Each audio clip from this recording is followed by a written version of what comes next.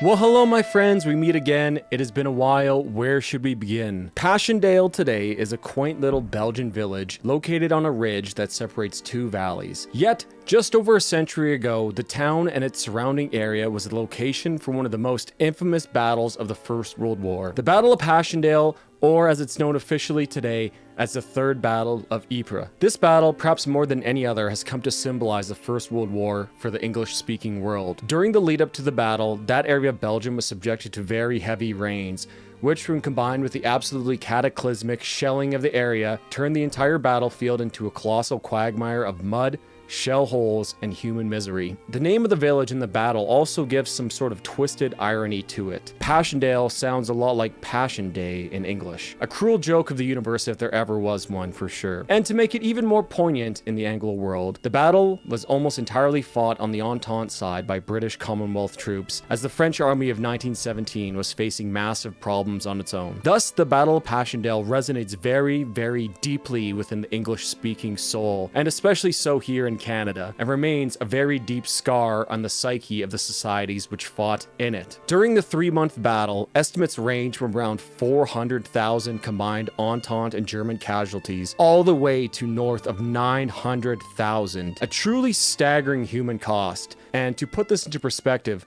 Wembley Stadium, when fully packed, can hold 90,000 people. Now imagine 10 of those stadiums filled with dead, injured, maimed, broken, and missing men. Let us not forget that the majority of these men were not professional soldiers or even volunteers. By 1917, these had all been exhausted in both the British and German armies. These were draftees, bankers, shoemakers, craftsmen, fathers, brothers, and sons, shamed into service through feverishly twisted plans like the White Feather Movement, and drafted like toy soldiers by governments meant to represent them. To me, this remains the very worst of it all. Men just like me, men just like you, but were drafted into service by requirement by their societies. Much to the credit of Iron Maiden here, they did not write this song from the perspective of their side, the British side, like they did in songs such as The Trooper or Aces High. Rather, they sing from a neutral perspective here. An unknown soldier in a lonely grave, representing both sides of this tragic battle. If you want to know even more about this battle, I will leave links to some more videos here on YouTube which you can check out, and there are tons and tons of resources online. But to get to the song Paschendale here, to do some sort of justice to such a titanic struggle is no small feat, and the almighty Iron Maiden, who have been known to do historical epics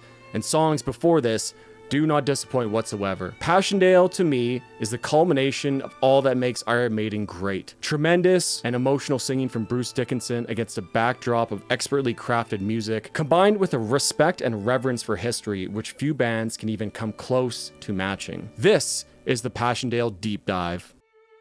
And just real quick before we begin here, guys, if you like these type of videos, make sure to like and comment on the video telling me so. It really helps the video's reach and performance in the eyes of the almighty algorithm, as well as I just want to thank my Patreon supporters and YouTube members. You guys are the best. And if you want to see more of this content, make sure you hit that subscribe button. Cheers. Now, Paschendale, the song, really sticks out to me in Iron Maiden's extensive catalog of music. It is simultaneously very unlike a lot of their music, yet at the same time still feels just as Iron Maiden. Mostly this is due to the fact that the typical Iron Maiden chord progression of minor 1 to major 6 to the major 7 is not found here at all on the track. Very little of it, in fact. I made a whole video about this topic if you want to check it out. It's very, very interesting. But the song also features this sort of very unusual start and stop structure to it, which all revolves around this rhythmic motif. You know the one, right?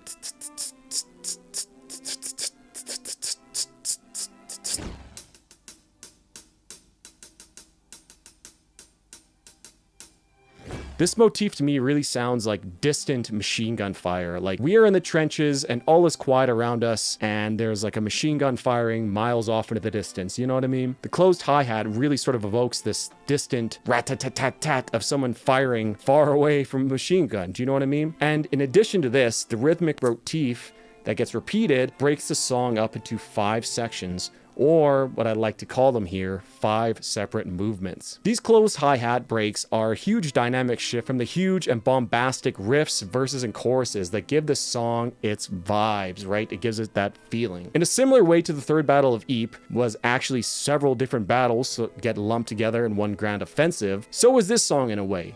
In essence, to me, this song is like a grand metaphor, which brings us into the world of these soldiers, the chaos, the mud, the death, the carnage, and of course, the artillery. Then when these battles are over, we return to the quiet front lines with only the distant sound of machine gun fire to break up the eerie silence. Now, as I mentioned briefly before, the structuring of this song is really quite unique to Iron Maiden and is a huge part of the reason why I consider this to be their magnum opus. This song musically, not even from the lyrics, really tells a story and brings forth very, very vivid imagery and symbolism. Only the truly best songwriters and musicians can do this, and Iron Maiden completely succeeded on this song here.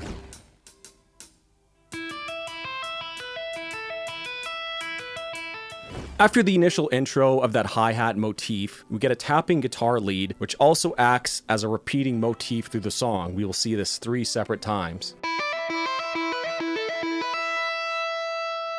So yeah, this riff is kind of cool as it essentially just sort of descends on the E minor scale, right?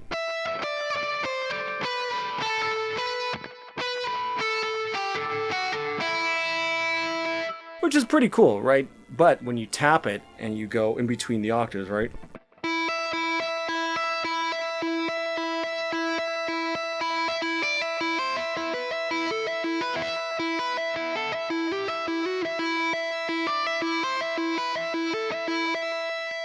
Oh, and then I just messed it up. But, you know what I'm saying, right? It's a very, very unique pattern in Iron Maiden's career, and it's very sort of ethereal and haunting, right?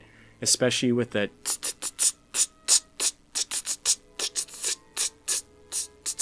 that's played underneath it. It's just excellent. One of my favorite Iron Maiden leads of all time, easily.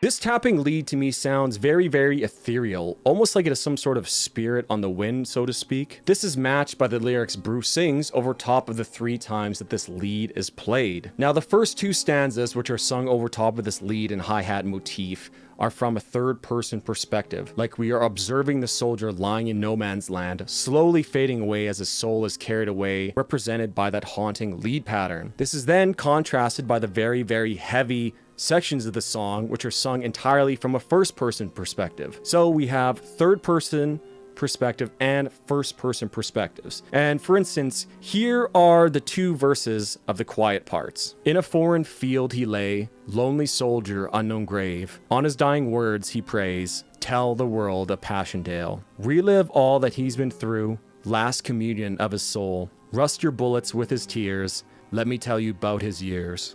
Now let's contrast that with the first stanza of lyrics that we get during the heavy parts of the song. Laying low in a blood-filled trench, kill time till my very own death. On my face I can feel the falling rain. Never see my friends again. In the smoke, in the mud and lead, smell the fear and the feeling of dread. Soon be time to go over the wall. Rapid fire and end of us all. This juxtaposition of third person and first person perspectives really gives the song a huge sense of scale. It's very cinematic in a sense, right? We start out quiet, with lyrics detailing how this dying soldier's wish is to tell about the tragedy which happened here, which then, in the next scene, or the next movement of the song, when it goes into the heavy parts, we are taken directly to the front lines, right? To a very individual, personal level. From the first person. Under artillery barrage and machine gun fire, into the chaos of battle, we follow this young man, who then, of course, pays the ultimate price in the end, right? In this song, we sort of zoom in and out and travel back and forth several times during the narrative of this song. And this is what makes it such an absolutely exquisite example of storytelling in music. A true masterpiece. Bravo to Steve Harris and Adrian Smith for writing such a profoundly poignant and majestically grand piece of music. In a foreign field he lay, lonely soldier, unknown grave. After this tapping lead, we are joined by Bruce and Steve Harris together. Now, this song is also very unique for Iron Maiden, as almost all of Bruce Dickinson's vocal lines are matched by an instrument. Like, he sings the same thing that an instrument is playing underneath him, right? No, seriously, go listen to the song and see for yourself. Whether it is here in these quiet moments with the tapping, which sees Bruce play along with the bass, on his dying words he prays, tell the world of Paschendale. Or the verses, which see him sing along with the guitars. Laying low in a blood-filled trench, The chorus, again, sees him singing along with the guitars. Or like in the refrain of the first heavy section here.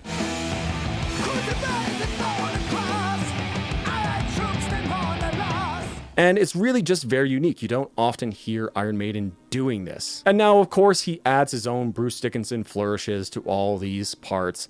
And, you know, it's not like the exact same lines. But really, it is quite unusual for Dickinson to not just be soaring above the rest of the band underneath him. This locking in of the vocals to the instruments is another amazingly symbolic part of this song. It places the narration, the narrative, the story of the song, the lyrics as part of this huge chaotic battle going around him. In essence, representing that this person is not special, just another cog in the gears of war, one of the hundreds of thousands of men who lost their lives in this, right? It's really just another genius touch which makes this song just so superbly amazing and just full of details such as this, right? It's excellent, excellent stuff. Paschendale.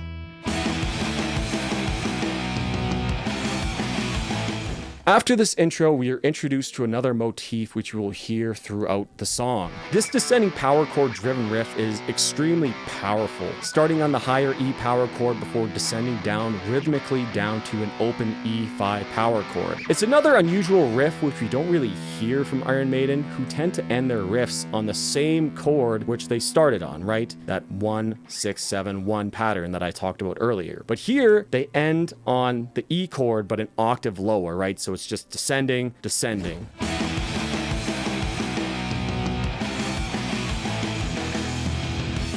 To me, this riff represents artillery crashing down around you, blasting dirt, shrapnel, and mud everywhere. Just fantastic symbolic riffing here by Maiden. After this explosion of instrumentals, we then move on into the second hi-hat break, which represents movement 2 of this song.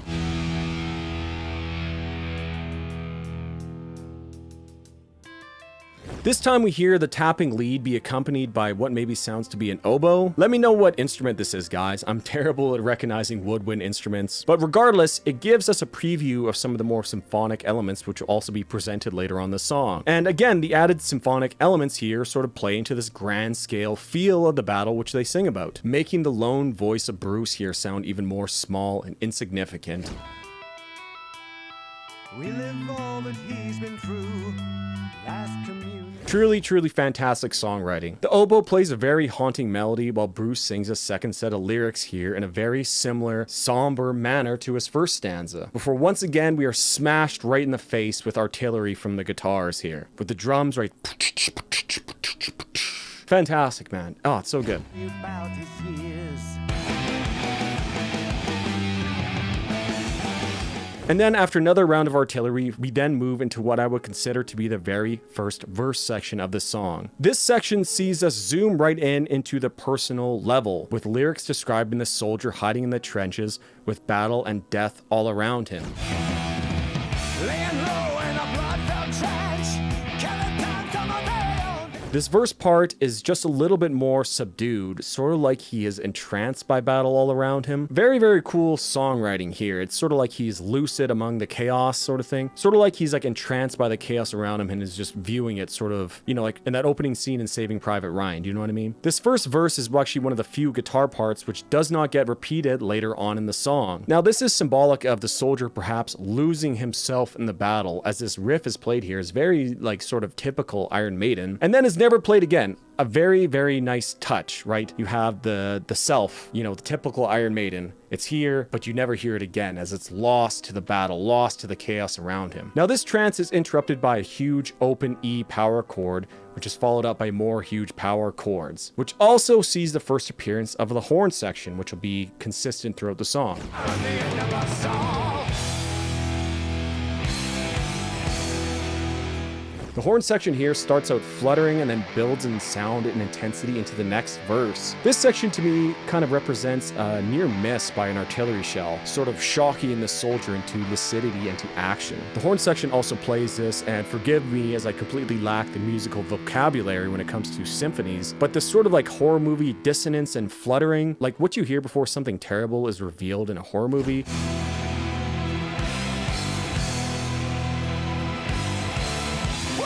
It's very suspenseful, right? Maybe the soldier just witnessed a comrade be erased from existence by that same artillery shell. Really, really vivid musical imagery here, guys. Thus, we move into the next verse and we see Bruce now singing directly in unison with these guitars.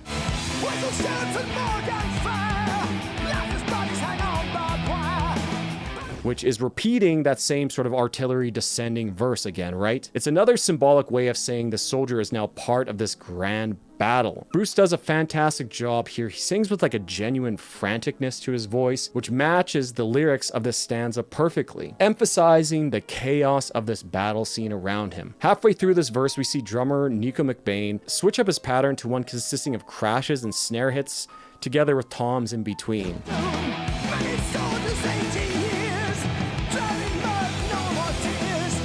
And to me, this drum pattern here is really as close to artillery fire and explosions as a drummer can make. Fantastic. So many little details in this song. This is accompanied by the first appearance of a string section as well, which really fills out the sound here. Now, like I said, I'm not going to go through every lyric like I normally do. The story and the meaning in this song is quite clear, but I do just want to highlight this verse here, which again is combined with these new elements, right? Artillery, drums, as well as the strings. Many soldiers, 18 years, drowned in mud, no more tears, surely a war no one can win, killing time about to begin. Absolutely crushing lyrics, which combined with the arrangement around it is just pure genius. This is one of the few songs which consistently gives me chills every single time I listen to it. It's so good, man.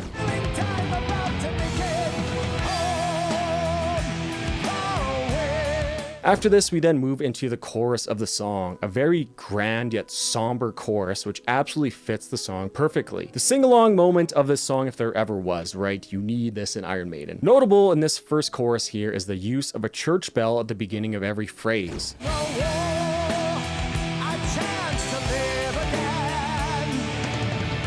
Now, churches ring their bells for many reasons. One, of course, being the funeral. Amazing stuff, man. Afterwards, we move into what I call here the post-chorus section,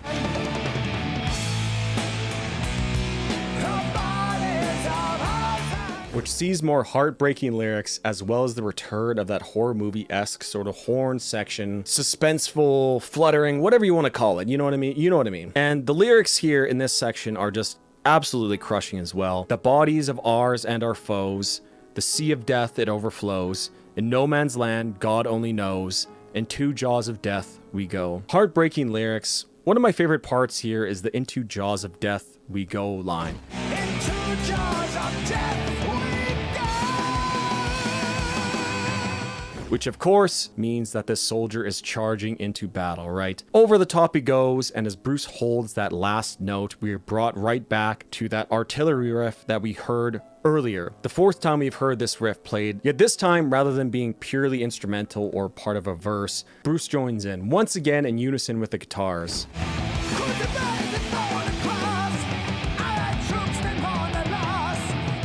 This is one of the huge crescendos of the song, of there are many, and we see the soldier now firmly in the middle of this terrible battle, with carnage and artillery flying all around him, shrapnel and bullets. Again, I must stress just how absolutely excellent this musical symbolism is. Amazing work and just fantastic storytelling. After this first set of Bruce lyrics here, Nico switches up his drum parts, and the bass and guitars go down an octave in the parts they are playing.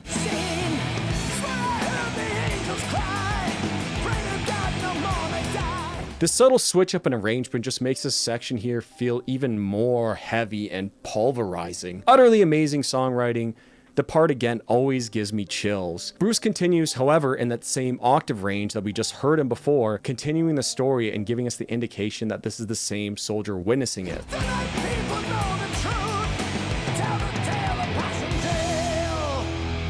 It really sounds like a battle around it, especially when the drums change and the guitars get heavier. It just sounds like you're fighting a war, like you're down there with the soldier in no man's land. It's just crazy good, man. I love it. Here Bruce sings, "Swear heard the angels cry, pray to God no more may die, so that people know the truth, tell the tale of Paschendale. To me, this set of lyrics combined with instrumentation gives us a sort of head above the clouds moment, right? The soldier, amidst the chaos and carnage of this battle, hears angels crying out loud, which is in itself an extremely powerful metaphor, and perhaps he stops for a second amidst the adrenaline of the battle and just sees how truly inhumane and tragic this scene is, right? All pretense of nobility is gone, and he begs that no one else shall die so that the tale of Paschendale can be told, so that this isn't forgotten. And like, I'm just getting goosebumps and chills just from reading my script here, man. I know I've said it many times, but what amazing, amazing storytelling this song has. Truly some of the best in metal, absolutely.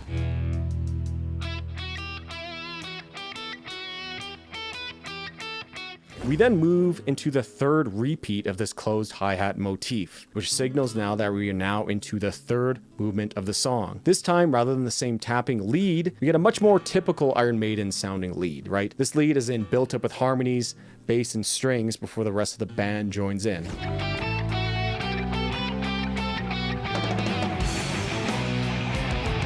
We get another section of this melody from before, but now it's just more grand and haunting at the same time. We then move on into another verse of sorts, although this one is again different from the others. Truly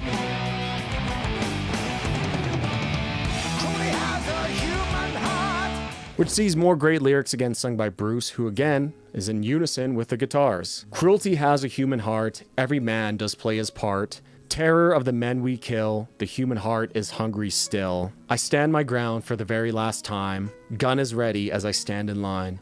Nervous wait for the whistle to blow. Rush of blood and over we go. The human heart is hungry still. I stand my ground for the very last time. Gun is ready. Now, this here is another very genius part of the song. If that tapping lead represents the soldier who we follow during the first and second movements of the song, by changing the lead which begins the movement here, I think we are now zooming in on a different part of the battle, or a different soldier, or perhaps the same soldier who survived the last battle but is now again finds himself about to go over the top. Amazing songwriting, storytelling once again, right? We have that same eerie silence with a distant machine gun fire, but with a different melody this time, right? It's a different soldier, different battle, different circumstance. This part is now followed by that same open E5 power chord artillery section that we heard in the second movement. Rush of blood and over we go.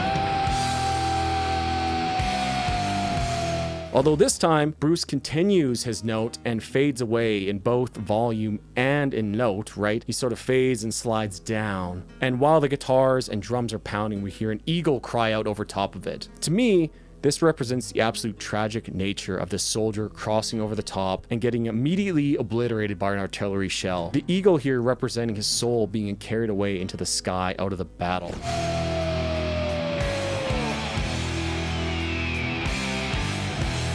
This reminds me of a section I read during my university undergrad from a French soldier who was named Louis Bartas. This memoir was called Poilu, which was the colloquial name given to French soldiers of the First World War. Now, I don't have the book anymore, nor do I remember exactly what part it is or what page, but I do remember vividly the scene where he described watching a brand new recruit cross over the top of the trench and be instantly blown to smithereens. Within seconds, this young man didn't even have a chance to fight, didn't even have a chance, just immediately obliterated. This is just one of many such tragic scenes from Louis' memoirs that always stood out to me as just especially tragic, right? Perhaps this is what the band was attempting to get across here, as not only does the eagle cry, but that movement also ends right there, seemingly before a chance it has to begin. No chorus here of a home far away, no chance to live again, just brutally brilliant songwriting. Just masterful work here, man. And now, whether or not this is the same soldier that we followed in the beginning is debatable. I tend to think not, due to the different lead pattern. Regardless, it's just another human layer, a human touch, a personal layer added to this tragic painting in which Iron Maiden is presenting to us. Just, it's so good. Again, we get to the hi-hat motif as the heavy instruments fade away.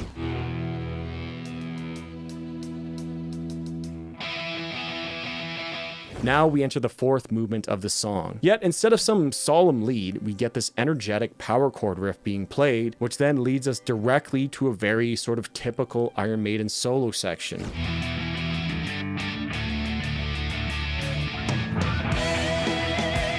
To me, this whole solo section seems to evoke feelings of like a grand struggle, perhaps representing this battle on a more macro scale. Perhaps this is how the press was framing the battle at the time, right? Not nearly as dark or as crushing as the other sections would indicate, but trying to frame this in a more noble way that is actually worth the lives that are being cost here, right? Yet after the first solo section ends, we have this lone voice of Bruce amongst all the chaos, amongst all the heavy instruments, right?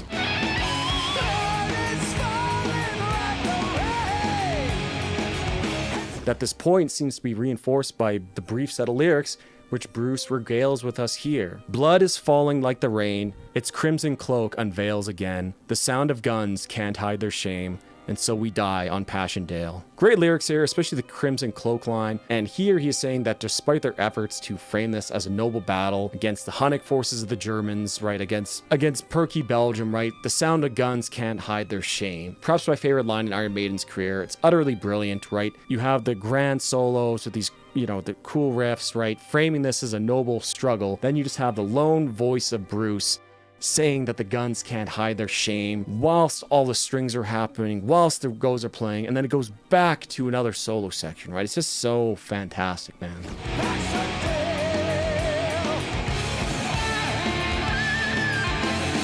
This lyric section is then followed by another solo section, before once again, from the sound of that descending artillery riff, we are once again brought back down to ground level, joining the soldier again in the heat of battle.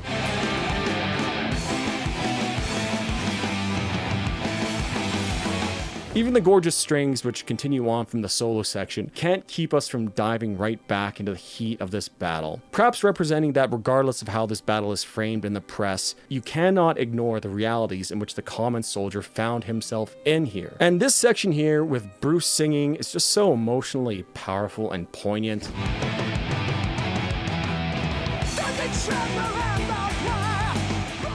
Literally every time I listen to this part of the song with the frantic riffing and the string section playing their own dissonant descant over top of it, man, it just truly gives me chills and brings like tears to my eyes, man. Just such powerful, powerful storytelling here. And this is why I consider Paschendale to be Iron Maiden's magnum opus. Easily.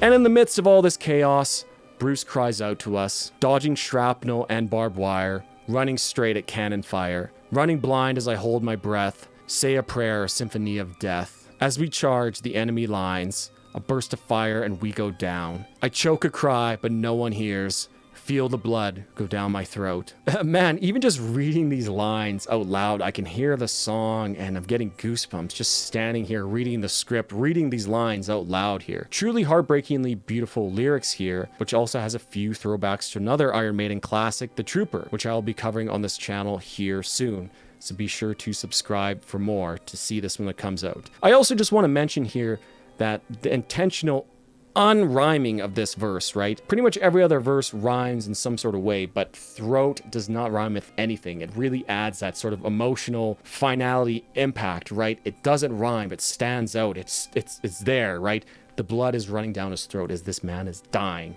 Fantastic stuff.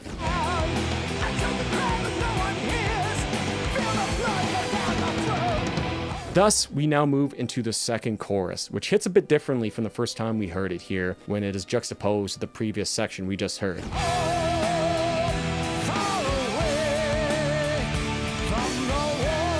Here the chorus is extra grandiose, with the added strings and vocal harmonies. They also add, near the end of every phrase, the stab of what sounds to be horns and timpanis. Take a listen.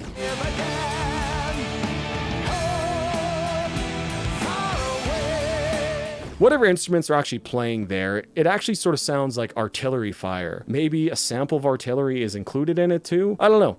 But really, really cool touches that really ramp up the grandiosity and intensity of this chorus to just a crescendo of beyond proportion, right? It's just so grandiose. It's so heartbreaking. It's so longing for home. It's so longing for justice, for freedom from this terrible war.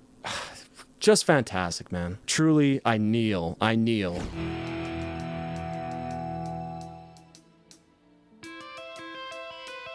And thus, as the sounds of the battle fade away, we once again return to that closed hi-hat motif, which is once more joined by that tapping rhythm. This is the fifth and final section.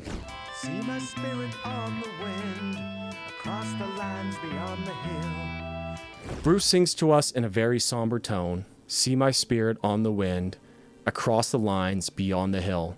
Friend and foe will meet again, those who died at Paschendale." Here at the end in section 5, we see the uniting of both these narratives. The soldier that we have been following throughout this narrative lays wounded and dying here on the battlefield. Here he sees his spirit fly on the wind. We go with it above the front lines and above the hills to where his friends and his foes who died here at Paschendale will finally find peace and be reunited at last. Again, those who died at Paschendale. The uniting of these narratives at the end is just such a chef's kiss, cherry on top to such a fantastic, fantastic song here. And I tell you guys, it really is an honor to be diving into the song here. It's just so amazingly detailed on so many levels, motifs, lyrics, perspectives, metaphors, and symphonies. It all comes together to produce a true masterpiece, which pays incredible tribute to the men who died in one of the most senseless, inhumane, and tragic wars in human history. What Iron Maiden have done here is just something truly extraordinary. They gave humanity to a battle in which the sheer scale of destruction almost forces it to view from a bird's eye, inhuman perspective. They brought us down to the individual and personal level, making us feel and visualize some of what those brave men were forced into, which I think is so important in this age of Wikipedia summaries and casualty figures into the hundreds of thousands. In essence, this was not an ode to just one soldier, but an ode to the hundreds of thousands of individual men, brothers, husbands, fathers, uncles, sons, and friends who were lost forever or were brutally maimed in this most tragic of battles. A tribute to them of the highest order. Bravo, Iron Maiden. A true masterpiece you guys have here. One of the best songs ever written, absolutely. Thank you for joining me today here. I've been Varvis, lest we forget.